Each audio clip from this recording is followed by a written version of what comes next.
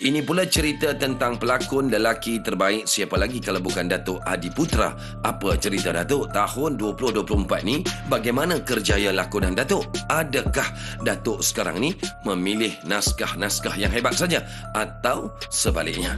Datuk Adiputra dengan segala hormatnya dipersilakan. Memang dari azali saya sangat cerewet memilih naskah dan juga watak. Secara peribadi saya tetap akan memilih naskah-naskah yang bukan sahaja berkualiti tetapi bermanfaat. Saya tetap akan memilih kerana setiap naskah sebagai seorang pelakon, kita bukan sekadar menuntarkan sebagai seorang pelakon, tapi kita nak sampaikan manfaat ini agar sampai kepada mereka yang menonton. Segi jalan cerita dan juga watak, itu salah satu prinsip yang saya terus kekalkan untuk 2024. Kerana memilih naskah yang manfaat ini, ia tidak akan kita lupai. Okey Datuk, seperti kita tahu kan, nama figura Datuk Adiputra dalam industri tak pernah ada cerita-cerita yang hangat dan sensasi. Maksudnya di sini tak pernah pun ada kontroversi dengan mana-mana orang. Pastinya orang yang bekerjasama dengan Datuk pasti selesa dengan Datuk dan sebagainya kan. Nak tanyalah, ada tak mana-mana pelakon pernah menyakiti hati Datuk atau Datuk pernah terasa hati dengan mana-mana pelakon di luar sana? Sepanjang kerjaya saya sebagai seorang pelakon, alhamdulillah tidak pernah ada apa-apa jentikan sudut negatif. Bila kita sebagai seorang pelakon ini kerjaya, tetapi berbalik kepada waktu kita bekerja, dan bila kita bekerja dalam penuh keikhlasan dengan usaha yang baik, insya-Allah kita tidak akan didatangi dengan apa-apa yang jentikan-jentikan kita tak inginkan. Alhamdulillah sehingga sekarang tak ada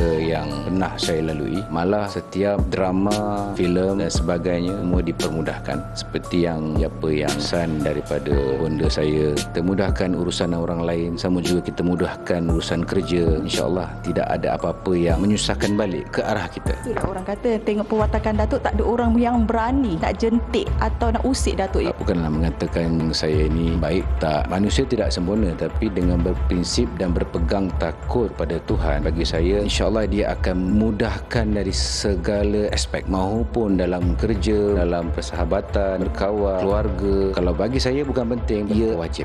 Okey, last kepada peminat Datuk yang sentiasa menyokong Datuk kan dari dulu sampailah Datuk Adiputra yang sekarang ni. Apakah yang Datuk ingin katakan pada mereka-mereka di luar sana? Saya sentiasa mendoakan kepada anda semua yang mana menyokong saya sehingga hari ini, agar segala urusan anda dipermudahkan, segala niat hajat anda dimakbulkan. Saya menyedari yang kerdil ini, tanpa anda yang menyokong saya dari awal saya cebur, saya tidak berdiri dikenali sebegini.